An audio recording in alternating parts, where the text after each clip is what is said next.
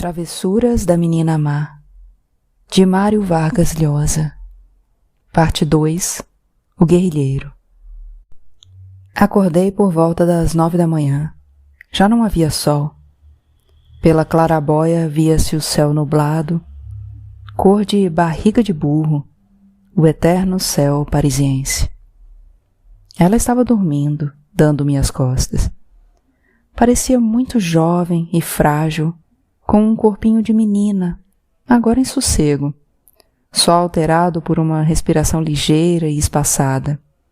Ninguém, vendo-a assim, imaginaria a vida difícil que deve ter levado desde que nasceu. Tentei imaginar sua infância, pobre no inferno que é o Peru para os pobres, e na sua adolescência, talvez ainda pior, as 1000 indignidades, entregas, sacrifícios, concessões que deve ter feito, no Peru, em Cuba, para ir em frente e chegar onde havia chegado. E como se tornara dura e fria por ter de se defender com unhas e dentes contra a desgraça, todas as camas que deve ter conhecido para não ser esmagada nesse campo de batalha que suas experiências a convenceram de que é a vida. Eu sentia uma ternura imensa por ela.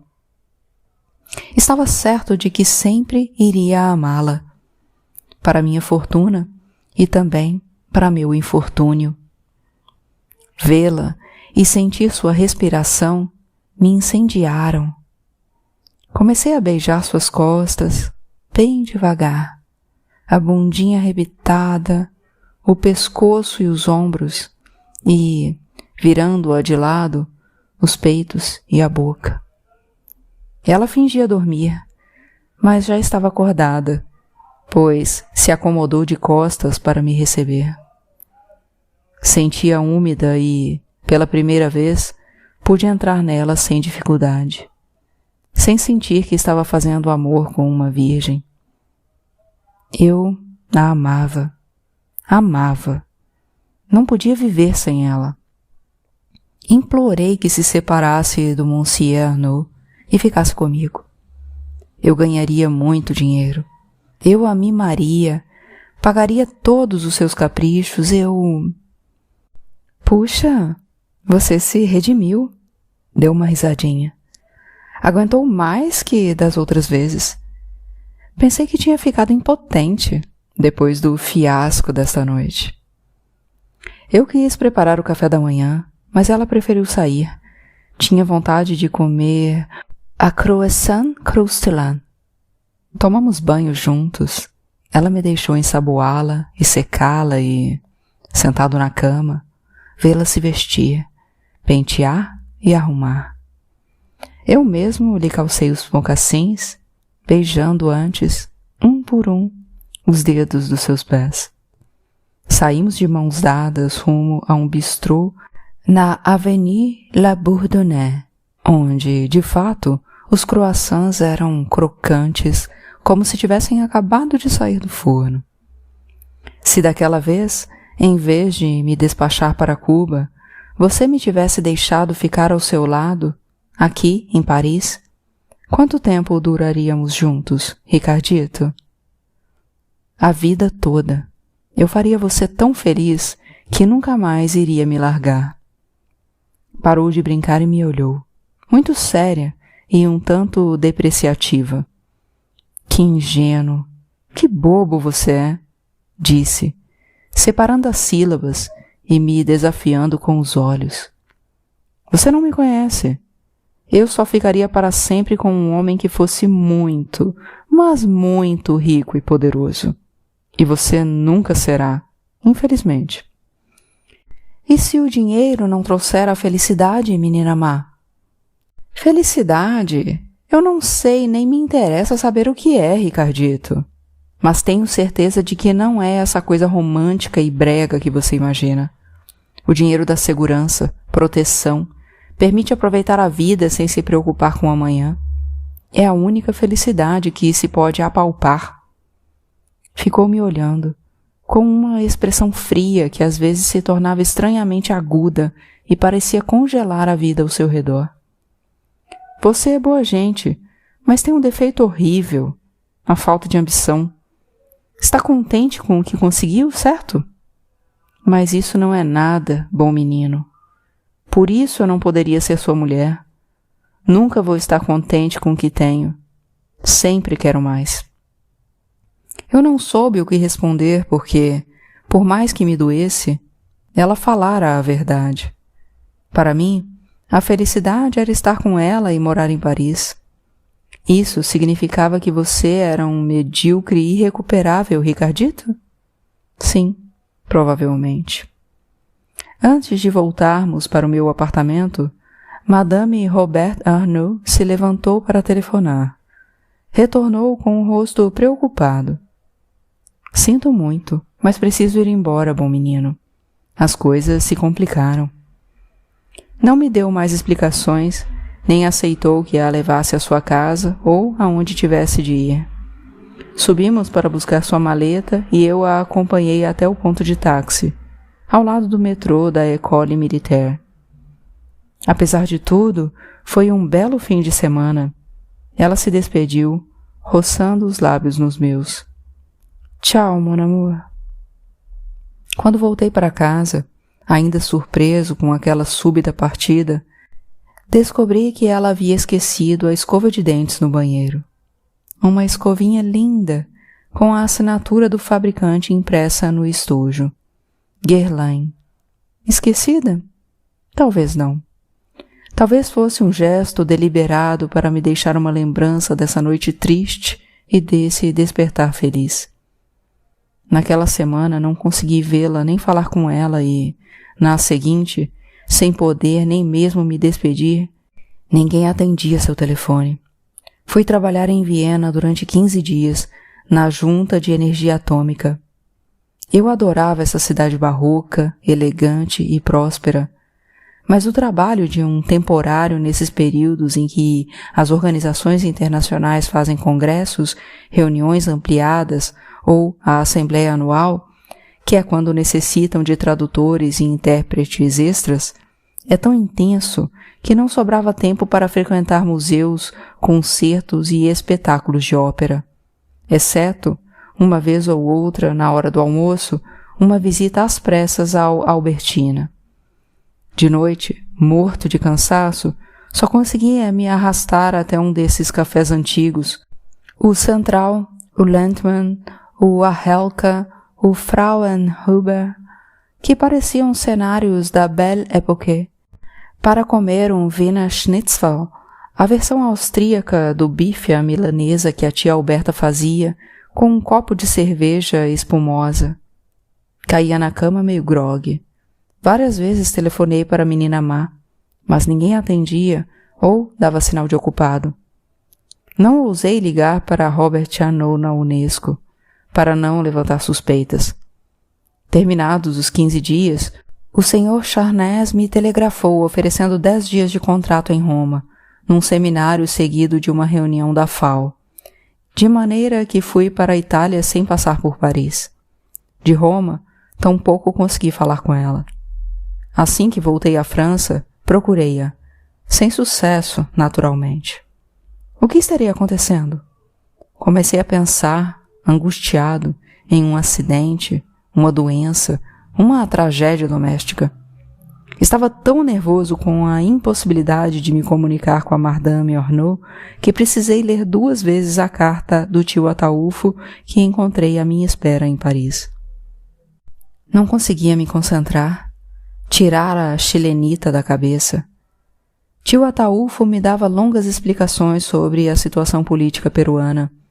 A coluna Tupac Amaru do Mir, comandada por Lobaton, ainda não fora capturada, embora os comunicados do exército mencionassem constante escaramuças, em que os guerrilheiros sempre tinham baixas.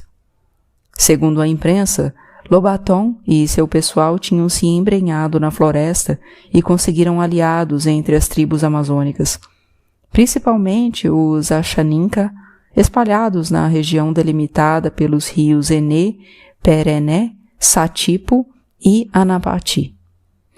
Dizia-se que as comunidades Achaninka, seduzidas pela personalidade de Lobaton, acabaram identificando-o com um herói mítico, o justiceiro atávico Itomi Pavá, que, segundo a lenda, um dia viria restaurar o poderio de sua nação. A aviação militar tinha bombardeado aldeias na selva, suspeitando de que os miristas se escondiam nelas.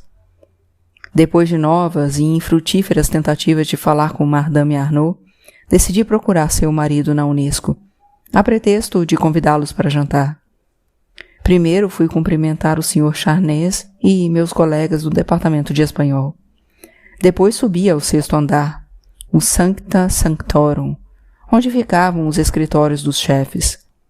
Da porta divisei a cara arrasada e a barbicha do Monsieur Arnaud. Teve um estranho sobressalto quando me viu, e me pareceu mais áspero que nunca, como se minha presença o incomodasse. Estaria doente? Parecia envelhecido 10 anos nas poucas semanas em que não nos vimos. Estendeu a mão com um braço meio encolhido, sem dizer nada, e esperou que eu falasse, perfurando-me com seus olhinhos de roedor. Estive trabalhando fora de Paris, em Viena e em Roma, todo esse último mês. Queria convidá-los para jantar uma noite dessas, quando puderem. Continuou me olhando, sem responder. Agora estava muito pálido, com uma expressão desolada e a boca franzida, como se falar significasse um grande esforço. Minhas mãos tremeram. Iria me dizer que sua mulher tinha morrido? Então, você não sabe, murmurou secamente. Ou está fazendo uma gracinha? Desconcertado, eu não tinha o que responder. Toda a Unesco já sabe, acrescentou baixinho, com ironia. Sou o bufão da organização. Minha mulher foi embora, e eu nem sei com quem. Pensei que fosse com você, senhor Somocúrcio. A voz se cortou antes de terminar de dizer o meu sobrenome. Seu queixo estava tremendo e achei que os dentes batiam. Murmurei que sentia muito, que não estava informado de nada. Repeti bobamente que tinha trabalhado o mês inteiro fora de Paris, em Viena e em Roma. E me despedi, sem que Monsieur Arnaud me devolvesse o boa tarde. A surpresa e o desgosto que me assaltaram foram tão grandes que senti náuseas no elevador e, no banheiro do corredor, vomitei. Com quem ela estava? Continuaria morando em Paris com o amante? Um pensamento me acompanhou nos dias seguintes. Aquele fim de semana que ela me deu de presente fora uma despedida. Para que eu tivesse qualquer coisa especial de que sentir saudades. As sobras que se jogam para o cachorro, Ricardito. Passei dias tenebrosos depois daquela breve visita a Monsieur Arnaud. Tive insônia pela primeira vez na vida. Transpirava a noite toda, com a mente vazia, apertando nas mãos a escovinha de dentes Guerlain, que ficara como um amuleto na minha mesinha de cabeceira, ruminando meu rancor e meus ciúmes. No dia seguinte acordava um trapo, com o corpo cheio de calafrios e sem ânimo para nada, nem vontade de comer. O médico me receitou uns comprimidos de Nembutal que, mais que fazer dormir, me apagavam. Depois acordava inquieto e com náuseas, como se estivesse com uma ressaca feroz. E me amaldiçoava o tempo todo, pensando que tinha sido um idiota quando a mandei para Cuba, privilegiando minha amizade com Paul e não meu amor por ela. Se a tivesse mantido ao meu lado, em Paris, ainda estaríamos juntos, e a vida não seria essa insônia, esse vazio, essa bile. O Sr. Charnez me ajudou a sair da lenta dissolução emocional em que estava, conseguindo-me um contrato de 1 mês. Eu quis agradecer a ele de joelhos. Graças à rotina do trabalho na Unesco, fui saindo pouco a pouco da crise em que o desaparecimento da ex-chilenita, ex-guerrilheira, ex-Madame Arnaud me deixara. Como se chamaria agora? Que personalidade, que nome, que história havia adotado nessa nova etapa de sua vida? Seu novo amante devia ser alguém muito importante, ainda mais que aquele assessor do diretor da Unesco, já muito modesto para suas ambições, que tinha deixado em frangalhos. Ela me avisara claramente naquela última manhã. Eu só ficaria para sempre com um homem que fosse muito rico e poderoso. Com toda certeza, dessa vez eu não a veria nunca mais. Você precisa se levantar e esquecer essa peruanita de 1000 caras. Pensar que ela não passou de um pesadelo, bom menino.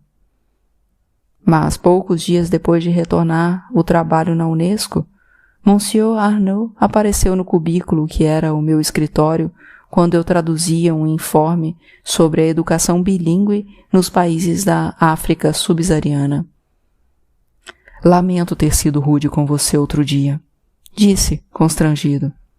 Eu estava num estado de ânimo horrível.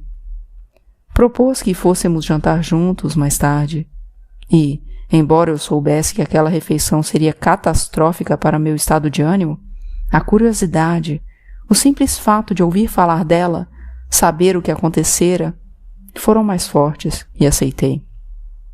Fomos ao Chezu, um restaurante do Willem, não muito distante da minha casa. Foi a refeição mais tensa e difícil da minha vida, mas também fascinante, porque descobri muitas coisas sobre a ex-Madame Arnaud e soube também a que ponto ela havia chegado em sua busca dessa segurança que identificava com a riqueza. Pedimos uísque com gelo e Perrier como aperitivo, e depois vinho tinto com uma comida que quase não provamos. O Chezu tinha um cardápio fixo, composto de delícias que vinham em tigelas fundas, e nossa mesa foi se enchendo de patês, caracóis, saladas, peixes e carnes que os garçons surpresos iam tirando quase intactos para dar lugar a uma grande variedade de sobremesas. Uma delas banhada em chocolate fundido, sem entender por que desprezávamos todos aqueles manjares. Robert Arnaud me perguntou desde quando eu a conhecia. Menti que desde 1960 ou 1961, quando passou por Paris como bolsista do MIR para receber treinamento guerrilheiro em Cuba. Quer dizer, não sabe nada do passado da família dela, concluiu o Sr. Arnaud, como que falando sozinho. Eu sempre soube que mentia, sobre sua família e sua infância, quero dizer, mas eu a desculpava. Pareciam mentiras piedosas para esconder uma infância e uma juventude que lhe davam vergonha. Porque deve ser de uma classe social bem modesta, não é mesmo? Ela não gostava de falar disso, nunca me contou nada da sua família, mas, sem dúvida, é mesmo de uma classe muito modesta. Eu sentia pena dela. Adivinhava a montanha de preconceitos que há na sociedade peruana, os sobrenomes importantes, o racismo. Ele me interrompeu. Dizia que tinha estudado no Sofianum, o melhor colégio de freiras de Lima, frequentado pelas garotas de alta sociedade, que seu pai era dono de uma fazenda de algodão, que tinha rompido com a família por idealismo para tornar-se revolucionária. Mas a revolução nunca lhe interessou, tenho certeza disso. Desde que a conheci, jamais a ouvi emitindo uma única opinião política. Faria qualquer coisa para sair de Cuba, até se casar comigo. Quando saímos de lá, quis fazer uma viagem ao Peru para conhecer sua família. Ela me contou outras fábulas, naturalmente. Que seria presa se pusesse os pés no Peru, por ter estado no MIR e em Cuba. Eu desculpava essas fantasias. Sabia que nasciam da sua insegurança. Tinha sido contagiada pelos preconceitos sociais e raciais, tão fortes nos países sul-americanos. Por isso inventou essa biografia de menina aristocrata que nunca foi. Às vezes eu tinha a impressão de que Monsieur Arnaud se esquecia de mim. Seu olhar se perdia em algum ponto do vazio e baixava tanto a voz que suas palavras se transformavam num sussurro inaudível. Outras vezes, voltando a si, olhava-me com desconfiança e ódio e tentava me forçar a dizer se eu sabia que ela tinha um amante. Eu era conterrâneo e amigo dela. Não teria feito confidências alguma vez? Jamais me disse uma palavra sobre isso. Eu nunca suspeitei. Pensava que vocês se davam muito bem, que eram felizes. Eu também pensava, murmurou, cabisbaixo. Pediu outra garrafa de vinho e acrescentou, com o olhar opaco e a voz azeda. Ela não tinha necessidade de me fazer o que fez. Foi feio, foi sujo, foi desleal agir assim comigo. Eu lhe dei meu nome, fiz de tudo para fazê-la feliz. Arrisquei minha carreira para tirá-la de Cuba. Foi uma verdadeira via-crucis. A deslealdade não pode chegar a esse extremo. Tanto cálculo, tanta hipocrisia é desumano. Calou-se de repente. Movia os lábios sem emitir um som, e seu bigodinho quadriculado se torcia e se esticava. Tinha o copo vazio nas mãos e o espremia como se quisesse estilhaçá-lo. Seus olhinhos estavam injetados e úmidos. Eu não sabia o que dizer. Qualquer frase de consolo sairia falsa e ridícula. Mas, de repente, percebi que tanto desespero não se devia só ao abandono. Havia algo mais, que ele queria contar, mas não lhe era fácil. As economias de toda a minha vida, sussurrou Monsieur Arnaud, olhando-me de maneira acusadora, como se eu fosse o culpado por sua tragédia. Você percebe? Sou um homem de idade. Não estou em condições de refazer toda uma vida, entende? Ela não apenas me traiu, sabe-se lá com quem, algum gangster com quem deve ter planejado fazer essa malvadeza. Também sumiu com todo o dinheiro que tínhamos na Suíça. Eu lhe dei uma prova de confiança, sabe? Uma conta conjunta, para o caso de sofrer um acidente e morrer de repente, para que os impostos não levassem tudo o que eu tinha juntado, numa vida de trabalho e sacrifício. Vê que deslealdade, que baixeza! Foi à Suíça fazer um depósito e raspou tudo, e me deixou na ruína. Chapeau un coup de maître. Ela sabia que eu não podia denunciá-la sem me delatar, sem destruir a minha reputação e o meu emprego. Sabia que, se a denunciasse, eu seria o mais prejudicado, por ter contas secretas, por sonegar impostos. Vê como foi bem planejado? Será possível tanta crueldade com alguém que só lhe deu amor, devoção? Ia e voltava ao mesmo assunto, fazendo alguns intervalos em que bebíamos vinho, calados, cada qual absorto em seus próprios pensamentos. Seria perverso me perguntar se ele estava mais magoado com o abandono ou com o roubo da conta secreta na Suíça?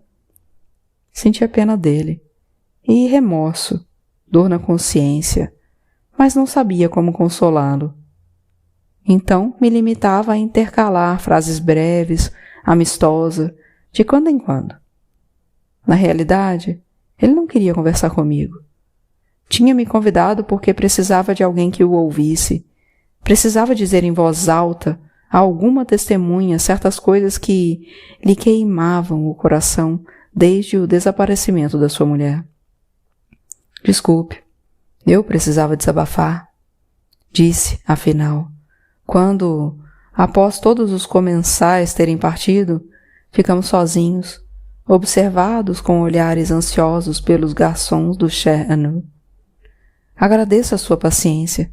Tomara que essa catarse me faça bem. Eu lhe disse que dentro de um tempo tudo aquilo ficaria para trás. Que não há mal que dure para sempre. E, enquanto falava, me senti completamente hipócrita, tão culpado como se tivesse planejado a fuga da Madame Arnaud e o saqueio de sua conta secreta. Se alguma vez a encontrar, diga isso a ela, por favor. Não precisava fazer assim. Eu lhe teria dado tudo. Queria meu dinheiro? Eu teria dado. Mas não assim, não assim. Despedimo-nos na porta do restaurante, sob as luzes da Torre Eiffel. foi a última vez que viu o maltratado Monsieur Robert Anu. A coluna Tupac Amaru do MIR, comandada por Guilherme Lobaton, durou uns 5 meses mais que aquela que tinha seu quartel-general em Mesa Pelada. Tal como fizera com Luiz de la Puente, Paul Escobar e outros miristas que morreram no Vale de la Convención, o exército tampouco deu detalhes de como aniquilou todos os membros dessa guerrilha.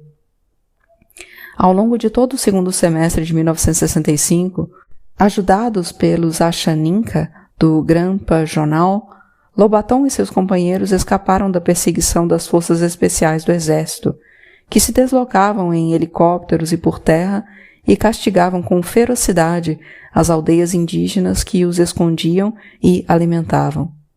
Afinal, com a coluna já dizimada, 12 homens arrasados pelos mosquitos, o cansaço e as doenças caíram no dia 7 de janeiro de 1966, nas proximidades do rio Sotziki.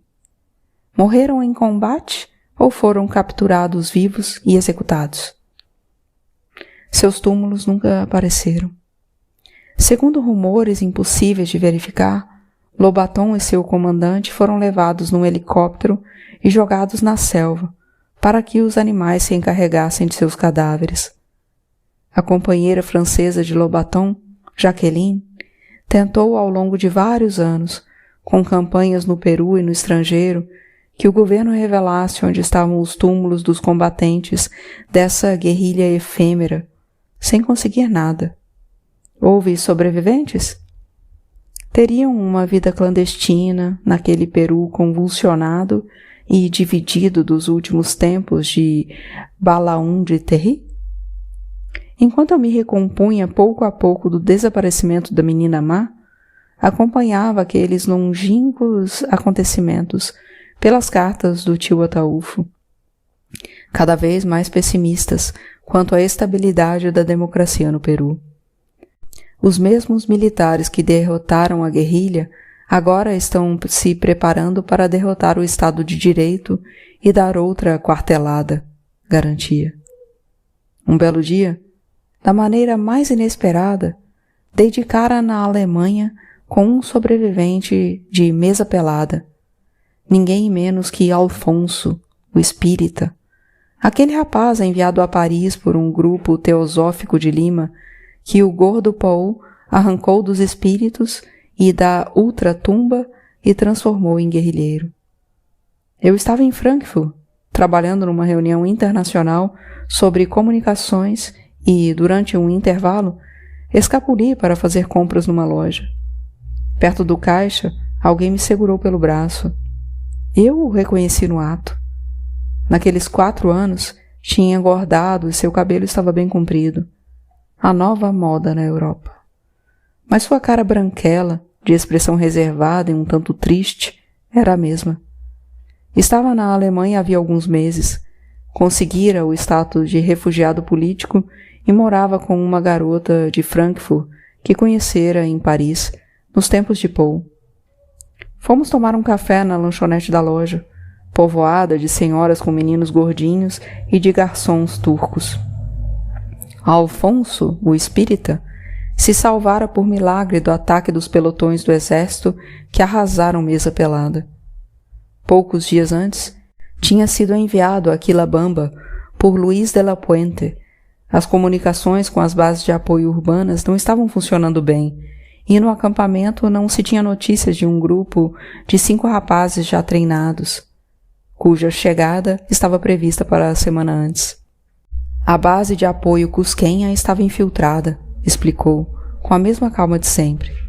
Capturaram vários militantes e, na tortura, alguém falou. Foi assim que chegaram até Mesa Pelada. Na verdade, ainda não tínhamos começado as operações. Lobaton e Máximo Velando se adiantaram em relação aos planos, lá em Junín, e depois de uma emboscada de Iahuarina, em que morreram muitos policiais, jogaram o exército em cima de nós. Em Cusco, ainda não tínhamos começado a fazer nada. A ideia de La Puente não era ficar no acampamento, e sim deslocar-se de um lado para outro.